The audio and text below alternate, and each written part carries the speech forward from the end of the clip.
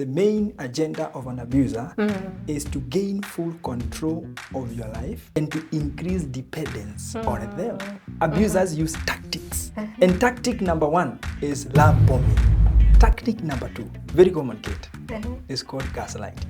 But the abuser succeeds actually to convince you that your perceptions are just wrong. Make you believe that your memory is bad and poor.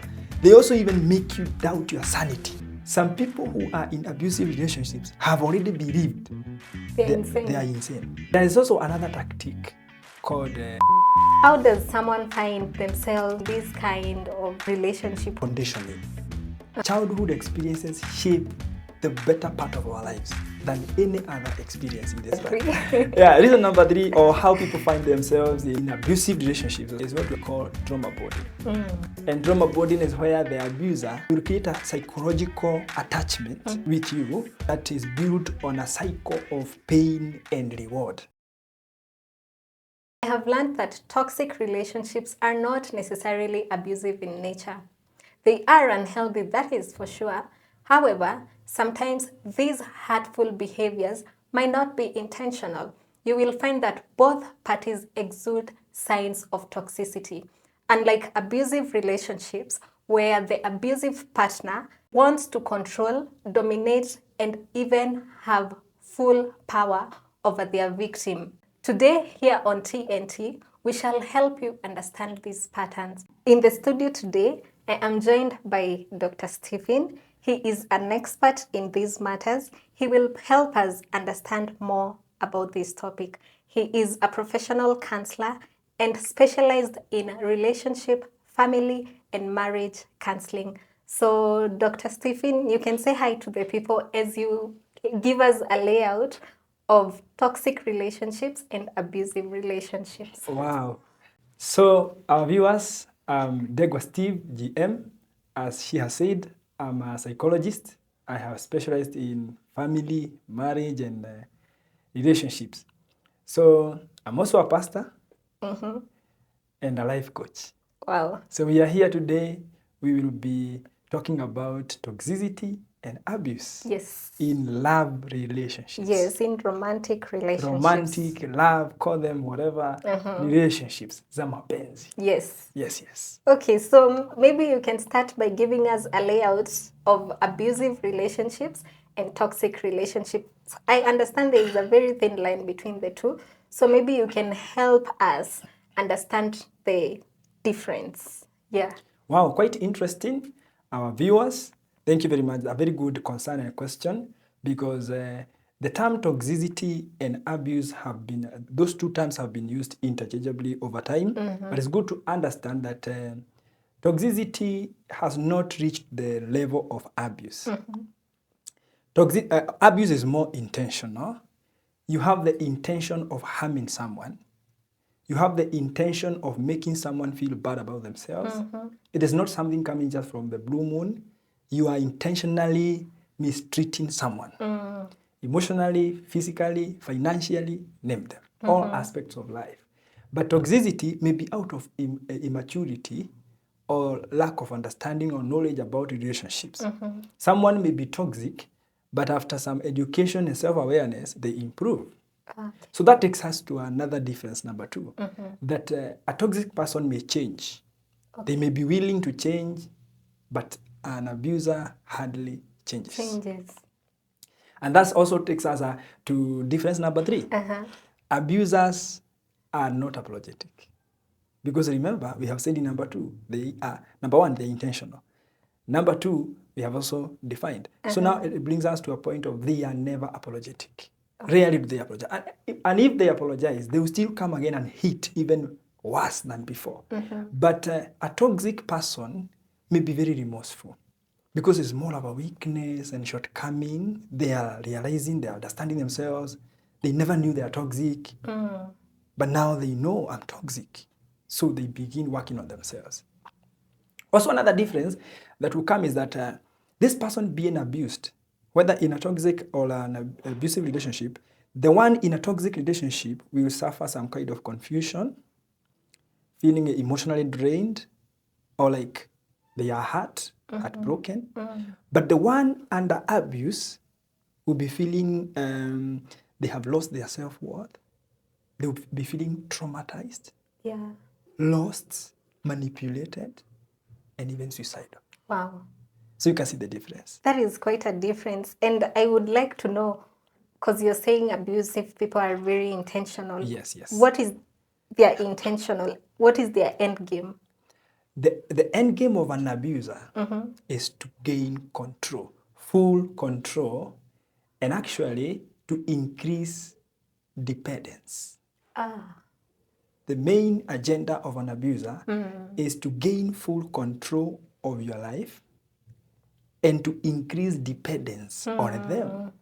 You depend on them emotionally, you depend on them financially, physically, even sexually, if it's a husband and wife, and even mentally, because they subdue you mentally so that you don't use your mind, you use their mind to think. Okay. So the end game is they must gain full control. Full control. Yes, yes. Wow.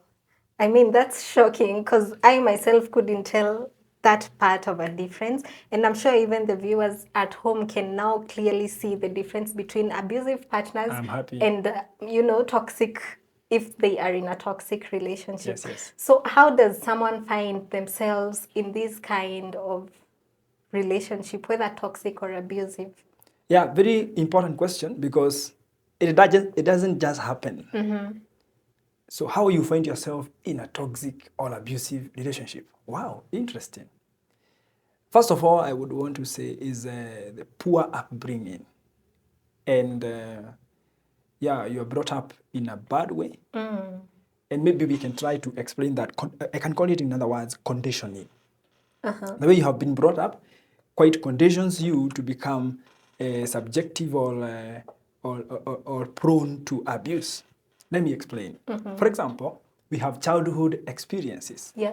There are people who have been brought up in families or in environments where abuse is the order of the day. Of the day. It has been normalized. So even when they grow up, they tend to subconsciously look for environments of that nature. Yeah? And also, when we talk about poor upbringing, there might be there's something called attachment styles. One of them is anxious attachment style, avoidant. That means you have been brought up in an environment whereby you always feel anxious. You know? You all feel like you're being avoided, or you are avoiding the person who is abusing you. Or not really abusing you, the people that are around you, especially caregivers. And also, we have something we call parental influence during the upbringing. You might be brought up by a parent who is abusing you, or who is abusing your mother or your father. Yeah. So what happens is that subconsciously, when you grow up, you tend to look for similar partner in relationships. Okay, so what causes people to look for similar patterns when they are grown up? Yeah, psychology says that there are things that go to the subconscious mind and they influence our behavior every day. So when we say that subconsciously, is that you really don't know, you can't explain why you're finding yourself in toxic relationships. But it is somewhere in your psychology, because you are brought up in an abusive relationship. So there's something that forms in you that life is like that. You should be in such kind of a relationship. But at the same time, to answer your question even in a better way, when you have been brought up in such an environment, or even a parent who has influenced you in that way, they might affect your esteem. Yes. See? So that you esteem yourself so lowly, and therefore you'll be looking for someone who can validate you. And because abusive relationships begin with high notch of validation, before they change and camouflage and metamorphosize almost dramatically into toxicity and abuse. Yeah. Yeah, so you're looking for someone who can really validate you. Okay. Yeah, also, you asked me how you find yourself in the toxic or abusive relationship. Another way is because of low self-worth or low self-esteem. Kate, there are people who just don't like themselves. And is this a problem that has developed since childhood, or there are other factors that has contributed to the way they feel about themselves? Yes, a good question. Research shows that both biology and environment play 50-50 role. But other theories, and most of them, they suggest that environment plays the bigger role. And I agree with them. What happens is that now, the way you have been brought up, mostly in your childhood experiences, Kate, allow me to say that childhood experiences shape the better part of our lives than any other experience in this life. Okay. So low self-esteem, in most cases, does not crop up from a relationship. It crops up from childhood experiences and the way you have been brought up. Okay? So at the end of the day, you find that your self-worth is so low. Now, what happens with someone who has low self-esteem is that they will use what we call people pleasing. They want to please you. For example, if it is me, I want to please you so that you may praise me. I please you, you praise me. When you praise me, you are helping me to raise my esteem. You get some kind of validation. Or love, you see. But I don't know that at the end of the day, it will not give me the results I'm looking for. I'm looking for praise. But an abuser will not give back praise continuously. They will praise you today and tomorrow, and then all of a sudden they will withdraw the praise and they bring in toxicity, mistreatment for a long period. Okay. Before again they revert to praises. Okay. So that they may gain control more and more and make you dependent on them emotionally. So you find that that's what happens with the low self-esteem. Okay, and before maybe we even go to the next point, one of our viewers asked a question, like, how comes we can be raised from the same background, but when we grow up, we become different people?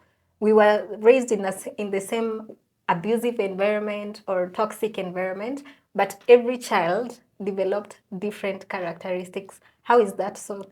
Thank you. One way is what we say, we have talked about biology, genetic makeup. We are made in different ways. That's why there's nobody who literally looks like the other. Yeah. You know, even twins, even identical twins, they have differences. So now that our biologies are different, and biology also influences behavior and development, even cognitive, emotional development, psychological development is also influenced by biology at 50%. That's why we might be brought up in the same environment, but at the end of the day, we are different. Okay. Another reason is because abuse may happen when you are young, and also happen to me. We are in the same environment. Yes. But the way I see abuse is not the way you are seeing it. I will see abuse as an opportunity for me to now grow and, I advocate against abuse. But for you take it personal and you make it an excuse as to why you're not making it in life. Or you even become an abuser yourself. You become an abuser. So even these people who are abusers might have been brought up in toxic environments. Yeah. So think of a boy and a girl brought up in a toxic family. The girl will become vulnerable and prone to abuse and be married by an abuser. Yeah. But the boy becomes the abuser himself. So you see, two different people, but the same environment has shaped them differently. Yes. For example, we have sunlight. Sunlight will cause it's beneficial to plants. But some animals are photophobic. When there's sunlight, they run away. Yes. When sun goes away, they come. In winter, you see them. When there is no sun, you see them. So it's the same thing, but because different individuals behave differently. Yes. Yeah. Okay, so maybe you can continue giving us reason number 3. Yeah, reason number 3, or how people find themselves in abusive relationships is what we call trauma bonding. And trauma bonding is where the abuser actually they alternates affection and mistreatment. So today they will they will treat you so well, they will be affectionate, but the other time they will be abusive or harmful. They will mistreat you. So it's a game of pain and reward. Okay. It's a cycle of pain and reward. So they will create a psychological attachment with you, a psychological state or attachment that is built on a cycle of pain and reward. Okay. And what is the goal with this? It is to make you emotionally dependent on them. First of all, it creates confusion in you. Confusion. So does this mean that in a trauma bond, if the goal of one person is to make you dependent, then it has to be a dynamic where there is an abuser and a victim. Yeah, it's not just a toxic relationship. Yeah, there is an abuser and the victim. So what happens? The abuser introduces pain for a moment, then they introduce a reward. Oh. And that is a cycle and a series that continues day in, day out, season in, season out. That is the abuser. Mistreatment, affection. Pain, reward. What about the victim? Victim, confusion and emotional dependence. Okay. That's how trauma bonding works. So you find yourself, you are in the relationship. Why do they remain in the relationship with the abuser? Because there is a hope that the good side of the abuser will soon return. Okay. The one they experience when they are being rewarded. Yeah. Okay. So you ask them, why are you, you're telling me he or she did this to you last night? Okay, why are you there? Because I think I would not remain in such kind of a relationship. And then you hear them saying, but I hope, last Monday was so good. I'm hoping for the best. Yeah, you just don't know him. He's the sweetest person. He's the sweetest person on earth. Yeah. So another reason or another way people find themselves in abusive or toxic relationships is what we call manipulative tactics of the abuser. Abusers use tactics. They study them. Yes, they have tactics. And tactic number one is love bombing. Love bombing, and that's why you ask someone, how come you got married to this person? Wait a minute. How come you got married to this person? Hadn't you seen all these characteristics? And then they'll tell you, mind you, we dated for 2 good years. And you'll be like, 2 good years? And you didn't see this coming? And they'll tell you, let me tell you, my friend, this person was an angel. They did all good things to me. And then you hear them say, but after the engagement, I began getting concerned with the level of possessiveness and sort of control. I started losing my friends, not in a way I can explain. I just felt I want to spend time with this person. I found myself revolving around him or her, but it was not an alarm enough. I thought, I think this person loves me too much. So that's love bombing. Before you realize that they are going to withdraw this affection immediately and now subject you to rules and expectations that you cannot meet. No human being can meet such expectations. Okay. So at the end of the day, you become a slave, emotional slave to them.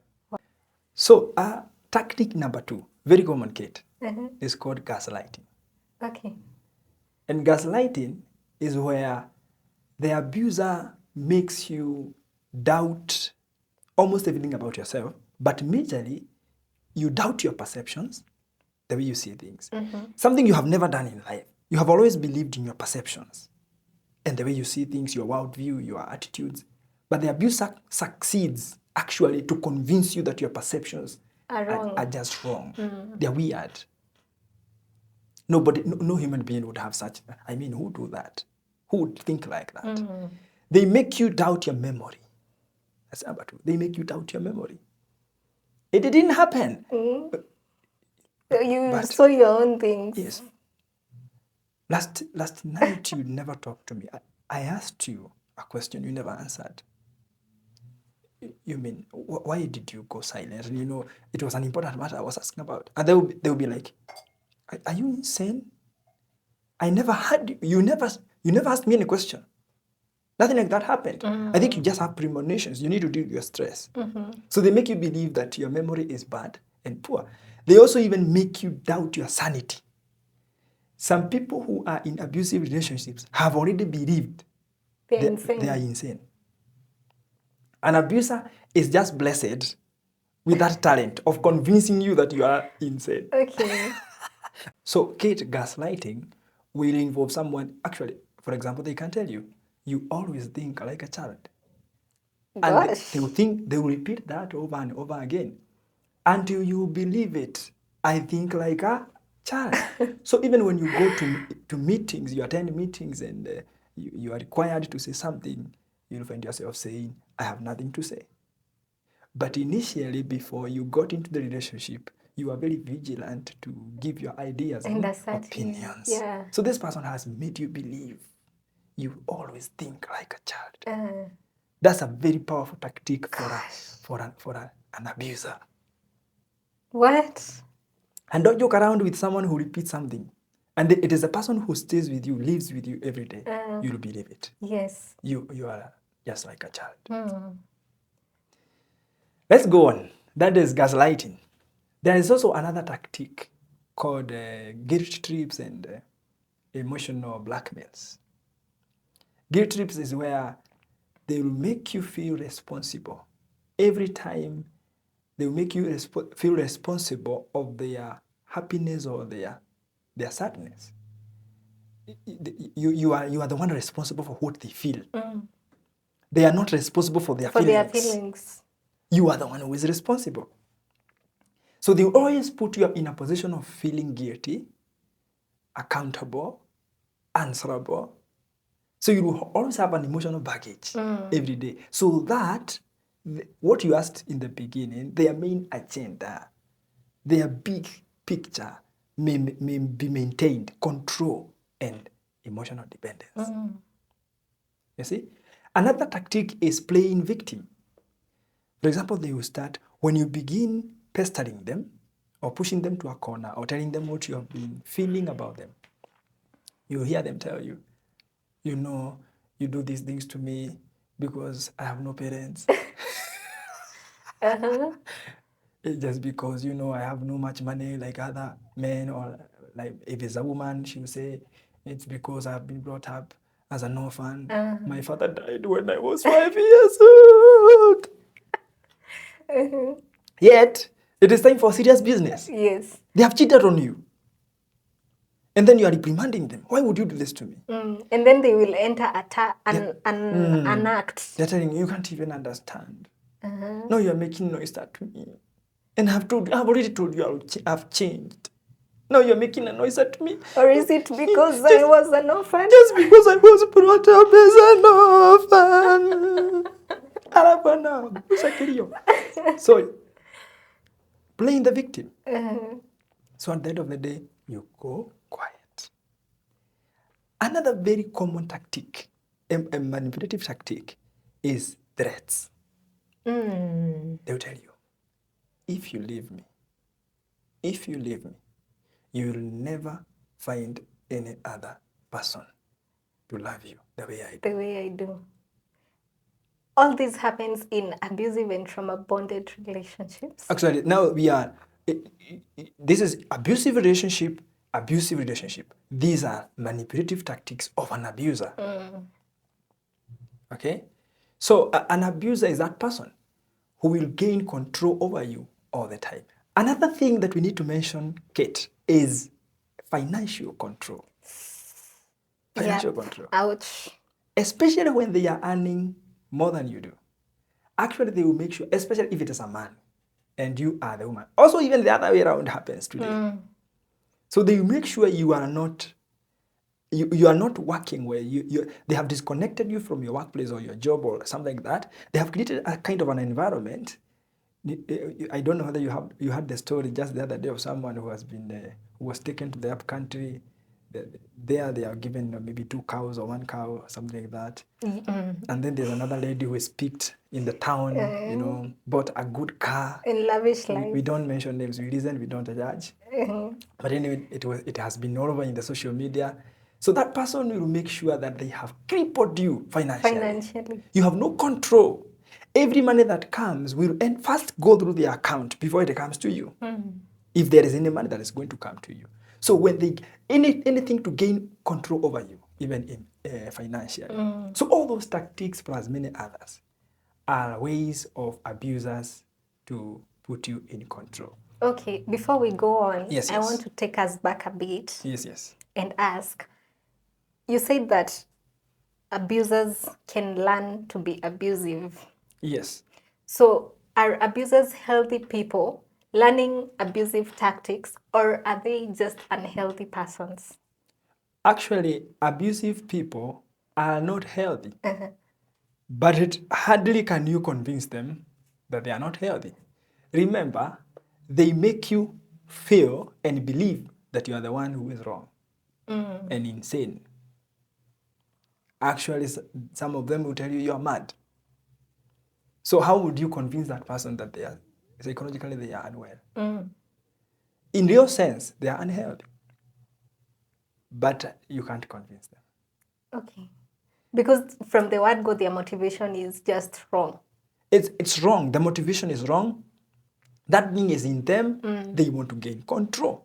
That is the point. If they don't gain control, they are so stressed. If you begin showing signs of self-empowerment, or you're getting educated, or you're getting enlightened, they feel so insecure.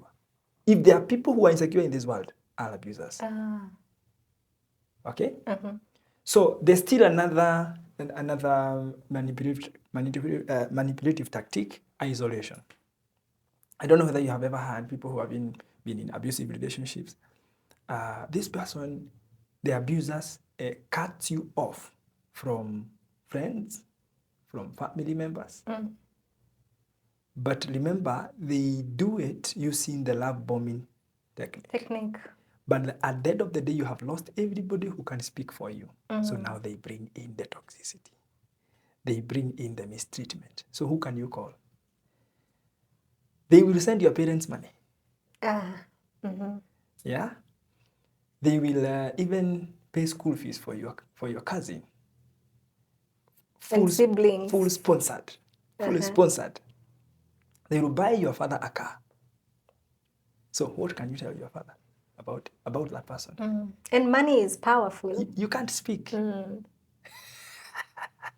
So at the end of the day, you are isolated from the people around you who can save you, but on the other hand, you are being mistreated. You're being mistreated. Nobody can listen to you, so you remain there. So there are so many other tactics. Okay. And even other ways of knowing that someone is an abuser. Yeah. But there is another way you find yourself remaining in abusive relationships. And that is the desire not to be alone, or the fear of loneliness. So why would a person remain in an abusive relationship? Another reason is the fear of being alone. So this person fears, this person would rather mistreatment than be alone. Than loneliness. And it still stems from their upbringing. Maybe this person was neglected.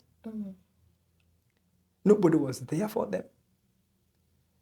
And they felt that they would want a marriage where they would want to be married so that at least they have a partner, someone they can see every day. And the society, let me now speak here concerning women. Our tradition, especially the African tradition, you find that the society has made women to believe that they need to remain in marriages, even if they are toxic. They need to fight for them and remain there. That is how an African woman should behave. Now, because every other woman in the African setup is enduring and putting up with a toxic marriage, then I don't want to be alone. I don't want to be alone. Let me fit in the society and also endure. So all this is fear of being alone. You want to be with the majority. What is the majority saying? Women should remain in marriage. They should not run away. Also, men also find themselves in such kind of situations. So I think there are so many things we can say how people find themselves in the abusive relationships, and those are just a few of them, maybe. Okay, so speaking of that, Yes. What makes people vulnerable to such people? Because you'll find in most cases, an abusive person will end up with a person with low self-esteem. A toxic person will end up with another toxic person. There can never be a pair where it's a healthy person versus an unhealthy person. So what connects these two people together? Yeah, what makes people vulnerable to, or who is vulnerable to toxic or abusive marriage relationships or even marriages? One of them is the fact that there are people who are we call empaths. Empaths from the word empathetic or empathy. Those are people who are naturally nurturing and kind. They tend also to attract certain kind of people in life. Is it a bad quality to be an empath? To be an empath, or another word used interchangeably is caregiver. Naturally, a caregiver or an empath, there's nothing bad in it, but you need to be cautious and know what may come with that. Because if someone who is naturally a manipulator comes across an empath, they clap their hands. Okay. They clap their hands. There are people naturally, they are just good. They are so kind. They are so kind and they care for everybody. So those people are vulnerable and very vulnerable to abusive relationships because when a manipulator comes or someone who is a potential abuser, they take advantage of the kindness in this person. And because the people are kind naturally, they don't give up so quickly. They hope for the best and they believe you're going to be better. But at the end of the day, they have spent years in bondage of abusive relationships. So how can empathetic people ensure that they are not taken advantage of? Education. They need to watch this video. Yes. If you know you are naturally so kind and empathetic, please, this video is yours. Education and self-awareness. You need to know that that is the way you are so that you be cautious. When you know the way you are, when you read more about empaths, you'll be able to think through that information. It is like a mirror. When you stand in front of a mirror, the mirror can show you there is something here you need to remove, but the mirror cannot remove for you. So this video will not remove anything from you or when you read further. But now, when you see, I am an empath, okay, I think this is the thing. I'm the person the counselor is talking about. So from there, you make bold steps, intentional steps to build a fence around your personal space. Everybody has a personal space. Boundaries as we are private, space. Unaweka boundary. You put a boundary. Emotional boundaries, physical boundaries, even like, for example, before I married, my wife told me one thing. I don't care many other things that can make us separate. And I'm not pessimistic. But the day you even dare to hit me, it will be done between us. And then she smiled. But I could see what the smile meant and what was hidden behind. Those are physical boundaries. I won't tolerate violence. Physical violence, yeah. So when you know you are an empath, you now think through that information and you begin making corrections or being ready to stand for yourself and to step out boldly. Okay. Yes. So what are the other signals that we send subconsciously to abusers, manipulators, and other unhealthy peoples like us? Yes. Thank you very much. One major and common signal, actually I'm going to use very layman language, is drawing your heart. Oh, Kujipeana. Are you not even giving, throwing to them? Uh-huh. Take it. You should be very slow. You only have one heart. You don't have two. So one signal that abuser sees is kind of a despair or desperation in you for love. You may not be desperate. Maybe you just love this person.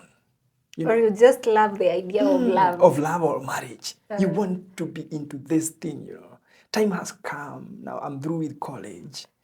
I have worked for a few years. I feel I'm now ready for a serious commitment. But the other person interprets it as someone who is desperate. And that's what they were looking for. Okay? So if you want to be safe, don't be so quick to enter into love affairs. Like there is nothing else remaining for you to do in this life. Can you proceed with moderation? What is wrong with being desperate for love? There's something wrong. What is wrong with being desperate for love is because we are living in a world where there are abusers. Those are potential preys. It is like an antelope. An antelope should always be cautious because it knows there are lions in the forest. And they don't want to meet lions. They want to meet fellow antelopes. So if you're not cautious and you just walk carelessly, hooking up with anybody, and being so loose, then at the end of the day, you will find yourself with a lion in antelope's clothing. Wait until the day they are going to undress themselves. Yeah. You see the real lion. Okay. So proceed with moderation. And don't throw your heart. Don't throw your heart. Take it slowly by slowly and give in portions. Okay? Can you, how does someone achieve that? How can you give your heart in portions? Especially as women, we are very emotional. Yes. And we want, when we become attached to someone or we see something we like, we want to, give it our best and give it our all. So how can you make sure that unaipeana pole pole in portions na develop in a very healthy way? Yeah, it can develop in a healthy way. You can give it slowly by slowly, and this can be the formula. Number one, your time. When you're beginning to date someone or meet someone, don't give them too much time. Let too much time come by itself. Because of the responsibilities that are coming in the relationship and the level your relationship has reached, maybe engagement, you have started seeing parents and all that. But initially, it is good to give them time, but also you need to be careful. For example, someone may ask you, can we have a date next week on Wednesday? You know very well that on Wednesday you are free. But deliberately you say, next week I'm not available. Kindly, my love. Let's try the other week. Yeah. You are starting to create some kind of confidence, and this person will be slow on you. But if you always say yes, and you don't know how to say no, you are opening a door for an abuser. Even someone who was not an abuser can take an advantage of that. Because you're always available. Yes, you are always available. But at the end of it all, you will need to be available for this person. But you have caused them to know that you have your space, you have your part, your decision matters, your opinion matters, your perception matters. And also your time. Yes. Another thing, always show anybody who comes into your life that you so much believe in your sanity. And you so much believe in your thinking line, your thoughts, your thought processes, the way you see things. Show them you believe in it. How do you do that? Not that you are not ready to bend, you are not ready to invite a new opinion. Okay? You are still flexible for opinions. But let them know that whatever you say and the decisions you make and the opinions you give, you have thought of them very well. How do you do that? It is by sometimes being adamant and being resolute. As you can tell them, as I have told you, my love, as I've told you, we can't see our parents this holiday because I have assignments that I need to accomplish. Kindly let it be next month. They will insist and you will be resolute, but polite, kind, loving, but you will, in your heart you are saying, we will surely not go this week, this holiday. How about in a case where someone is gaslighting you? How do you protect yourself against from someone making you feel like you are insane? You tell them there and there.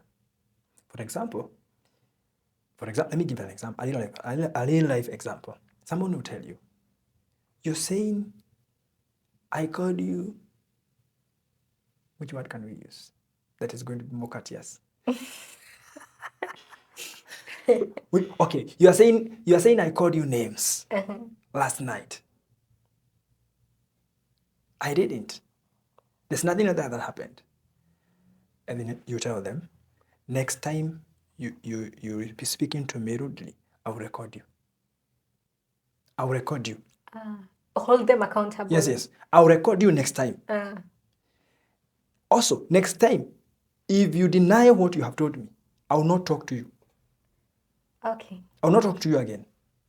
Because I know what I'm saying.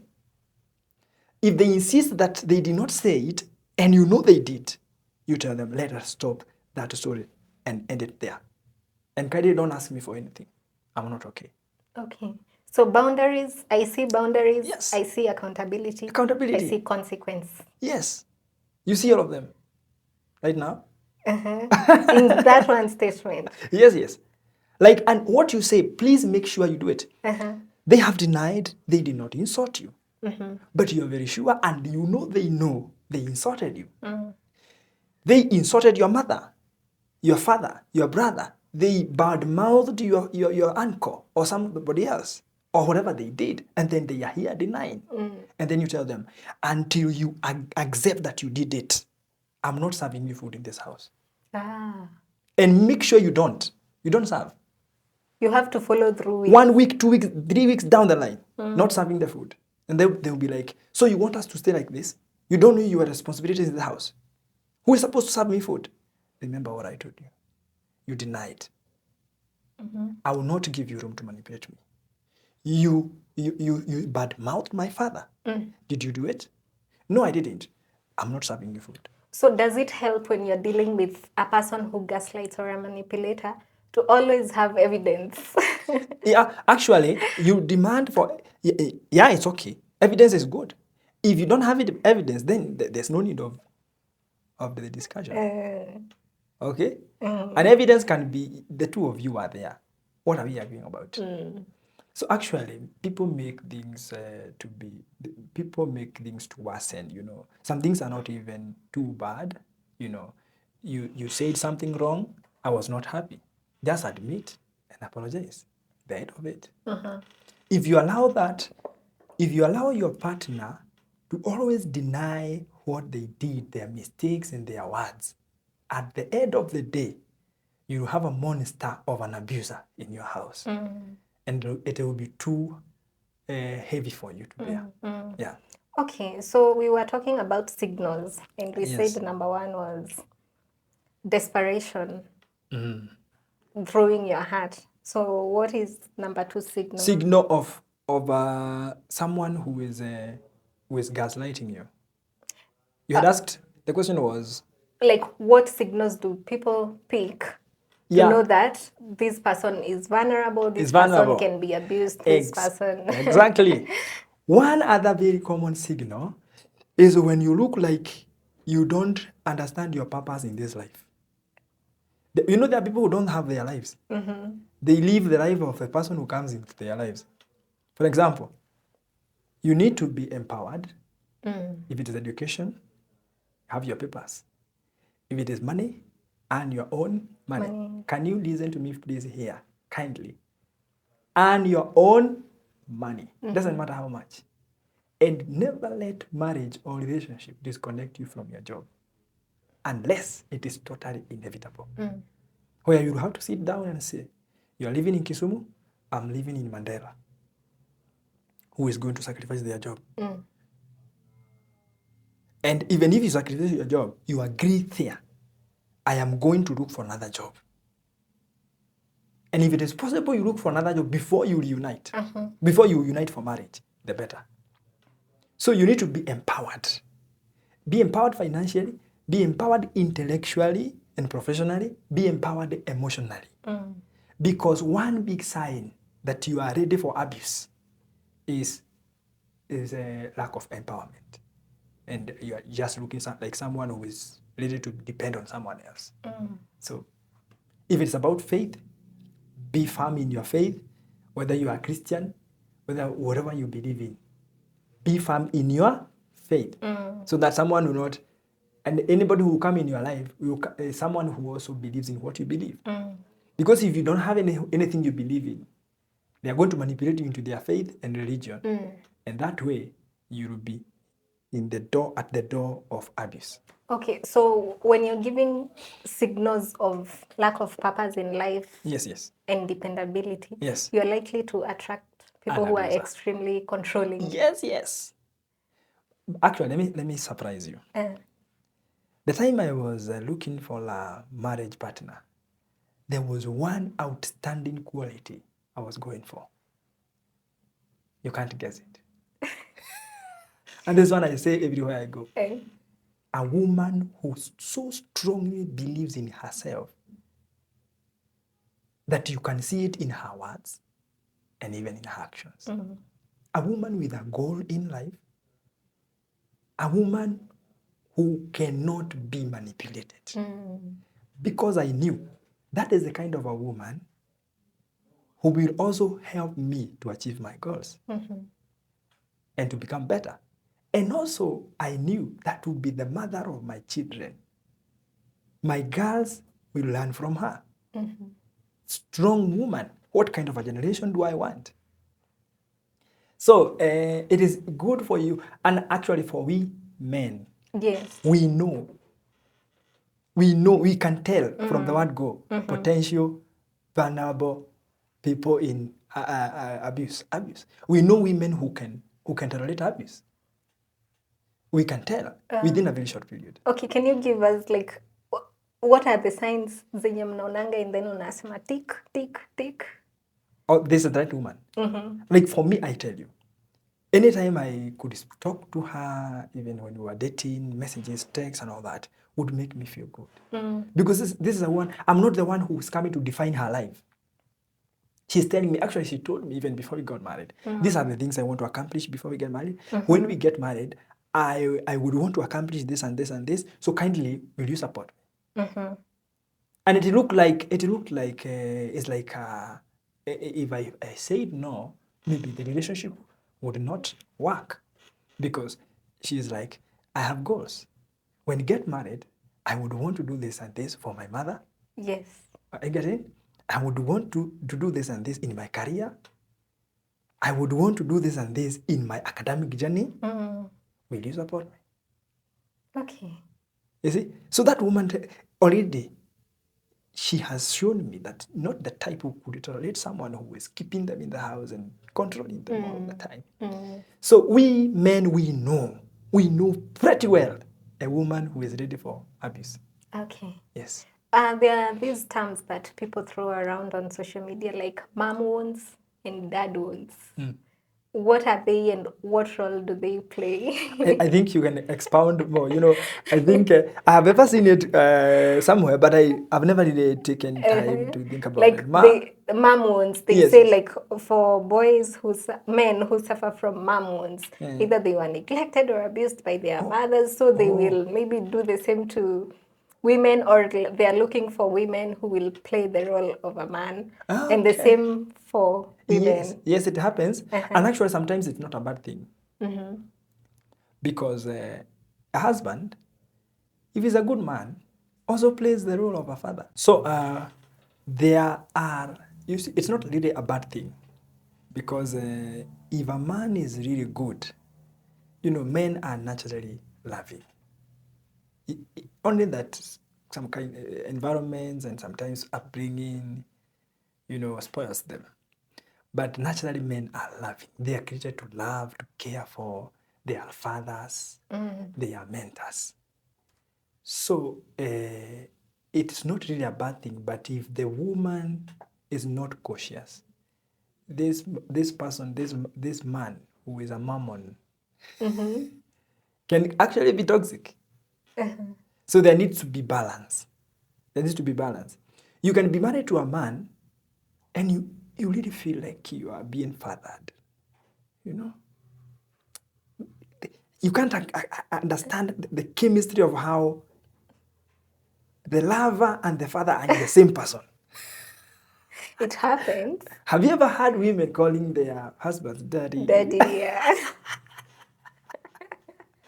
Actually, even men, sometimes they will term their wives as mom. Mom. Because women are also naturally nurturing. Actually, that takes me back to what you were saying. The empaths and caregivers are more vulnerable to abuse. We have more women who are empaths than men. Because they are born naturally nurturing. Naturally nurturing. So that's why we have more women in abusive relationships than men. It explains it. So you can marry a woman who is able to double play, being a mother and a lover. Something you can't explain, that biology and that chemistry. And if there is a good balance, then at the end of the day, it's not going to be a bad thing. But there is also the daddy's girl and the mommy's boy. It has really costed so many families. Because you see, a man cannot make decisions before they ask their mother. That is one of the most nagging things to wives, women. And my husband cannot make any decision independently. He must ask the mother. The mother is the one who is controlling our home. And how actually do you navigate that? Our marriage is being controlled by their mother. Unfortunately, Kate, in most marriages of that nature, divorce is almost the next thing to happen. Because no woman on earth will sit there to watch the mother-in-law control the marriage. That's true. Women are naturally jealous. So, and I don't know even to this point, as a psychologist, I've never really known why mommy's boys don't grow out of that. They remain mommy's boys even when they are old. Kindly, if you are a woman, you're watching us today and you're not married, pray to God that you'll not be married to a mama's boy. Mama's boy. And people mistake, they may say that mama's boy. Mama's boy is not that boy who loves the mother so much. We love our mothers. Mama's boy is the boy who cannot make decisions before the mother says yes or no. And it has chastened so many women from their marriages. Yeah. I think we will expound on that if you agree to my invite next time. Because right now I want us to move on to, earlier on when we were beginning the show, you said that abusive people rarely change. So I would like to know if you can turn a toxic relationship to be a healthy relationship. To be a healthy relationship. Is it possible? Oh my. Let me first tell you, our viewer. It is not your responsibility to fix the broken person. But it is the only responsibility you have is to protect your peace. Allow me to also tell them, there is nobody else on this planet, including your parents, who gave birth to you, can protect your peace. I tell people, there are things in this life everybody needs, and money cannot buy. Even billions of money cannot buy. I will not explain all of them today because we are not in that topic. But one of them is peace. Yes. Everybody needs it, but no one can buy it anywhere. The only person God has given the mandate to protect peace is you, to protect your peace of mind. But nobody can fix a broken person. You can only work on yourself. The broken person can stand on a mirror. A mirror can be counseling, can be you telling them, my dear, you are toxic. The things you have been doing. I remember one time there's a man who came to me and told me, counselor, I want to tell you the truth. I have listened to you and I have listened to my wife and I am a narcissist. Okay. Kindly help me. That is the only way an abuser can be helped. But you cannot change them. So, and let me tell you that healthy relationships and healthy marriages do exist. And healing is possible. So, if you think you are trapped in a toxic or abusive relationship, it is a high time now, not tomorrow, now, to make bold steps towards self-empowerment. Before, it is too late. Yeah. So you cannot fix the broken person. So what happens when you start fixing you? Do you grow out of the relationship or do you challenge the other person to meet you where you are? Okay, before you grow out of the relationship, of course you begin by trying to strike a balance. But the whole game begins here. Number one, you must walk on the journey of self-awareness. Yes. And that will be through education, like what we are doing now. If you are the type who have low self-esteem, acknowledge you have it, so that we now begin working on it. If you have low self-worth, acknowledge. If you are not an empowered person, and that's why you have been under abuse, be able to see yourself and acknowledge that is where you are before you begin making steps ahead. After you have already acknowledged and known yourself the way you are, maybe you are an empath, a caregiver, naturally, a kind person, naturally, the way you are, know yourself. And also admit and acknowledge that you are in an abusive relationship. It begins there. Number two, after you have done that, begin changing the narrative. If you have been made to believe that you are stupid, now begin changing that narrative and canceling it. I am not stupid. I have already been made to believe I am stupid.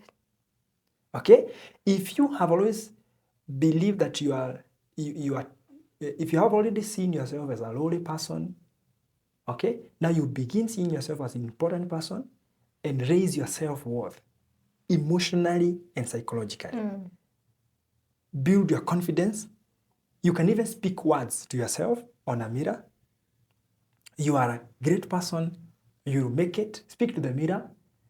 You are not stupid. You are not insane. But you are in an abusive relationship. I'm speaking to you, the person I'm seeing in the mirror. But you can step out of this toxicity and live a free life. You can break free. You can heal. Speak to yourself. Then number three, now turn to the abuser. Don't speak to them. I'm saying turn to the abuser. That is a figurative language I'm using. Learn to say no. Begin learning to say no. And when you say no, remain resolute. Okay? Like, for example, they can tell you, today we must make love with you. But you know that emotionally they have tormented you because of how abusers behave. And then you'll tell them, no, I'm not okay. They'll try forcing you. You'll get out of the house. And you'll go. And then they are like, whose authority do you have? Under whose authority do you walk out of my house? But you wanted to rape me. I will not allow you to rape me anymore. If they become violent, you can even report it because people are dying in marriages. But anyway, You may begin with saying no in very small things where they require you, they want to control you. After you have been able to say no, if these things are really eating into you and you feel that you want to break free and to have a new life, seek therapy and counseling. Why therapy and counseling? This is the reason. A professional counselor will give you very smart and very workable tactics to detach yourself emotionally from the abuser. Because what the abuser has done over time is to make you totally emotionally dependent on them. A counselor, a therapist will help you to detach. Kate, can I say this? Do not walk away physically first.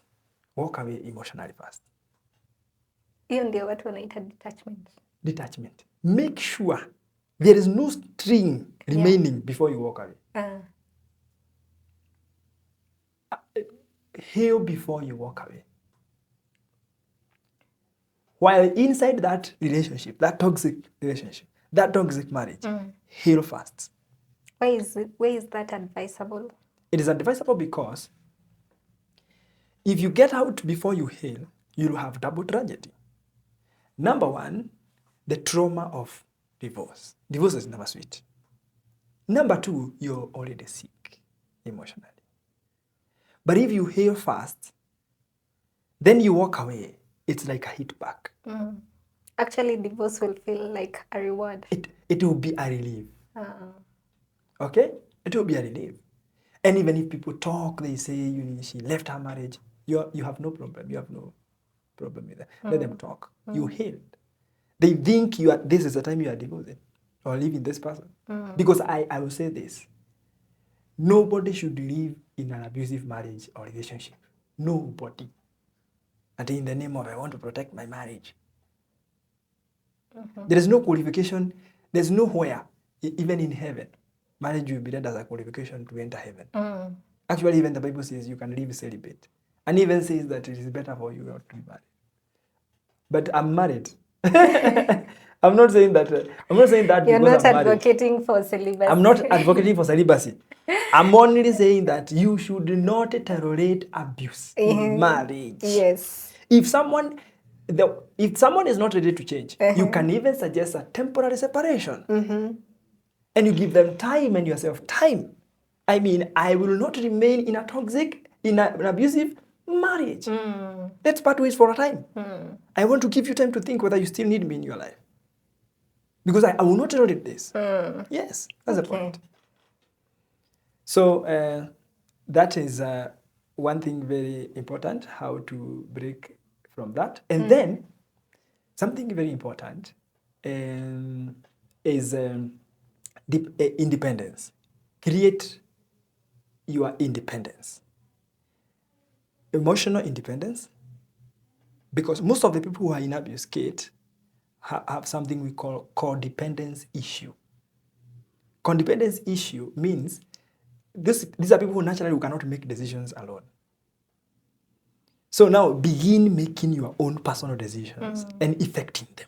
Even simple decisions. Like I want to go to the market. You know, in an abusive relationship, you cannot even go to the market before you report. Yeah. You have to borrow permission. And you have to come back at a particular time. Failure to that, noise in that house. So make your own independent decisions. Begin with small decisions. You go to the market, you don't borrow permission. You're an adult. You're an adult. Then you come back 1 hour later than you do. And then they are like, why did you come at this time? I was not through with the things I was doing in the market. That's it. Begin making your own independent decisions. Okay? And that way, you will be able to break through or to break free from them. Now, that independence is also financial independence. Sometimes they will even leave money. You refuse to use the money. Because you have come to know that they use their money to bribe you and to control you. It's not like they are generous. It is a way of manipulating you. And they have never allowed you to control finances. because actually they are the only people earning money in that house. So begin creating your own financial independence. That way, the time, if they don't change and things become worse, it will require you to leave or to walk away, you will be strong because even financially, you have the muscle. Yes, yes. Wow, I think we can go on and on and on and on with this topic. I don't know, maybe we will have a part 2 of this. I will talk to you privately. No problem, no problem. We will see. But unfortunately, that is the time that we had. Oh my God, it has been amazing. You have been an amazing guest. I thank God. You are full of knowledge and you are so good in this topic, and I was glad to have you here in this show. Thank you so much for joining us. Maybe before we leave, you can tell us where people can find you and where your offices are located for anyone who would like your services.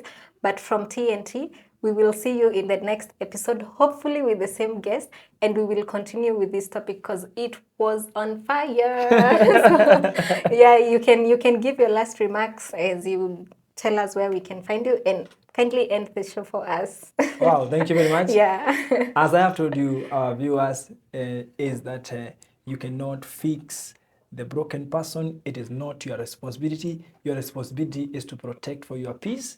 And as I have said, is that if you have found yourself trapped in an abusive relationship, it is your responsibility now to take a bold step or bold steps, deliberate steps towards yourself empowerment and freedom. I have said that marriages, healthy marriages do exist. They exist. Therefore, healing is possible and you can get out of toxicity and abuse and live a life of total healing. I am counselor and pastor Degwa Steve GM. You'll find me. My office is at Roysambu and also Kawaskari. And my phone number is 0717-536-027 or 0786-797-014. Social media handles, Facebook and LinkedIn, Counselor Steve GM. TikTok and YouTube, Degwa Steve GM. I'm also a musician. You'll find my songs there in the YouTube.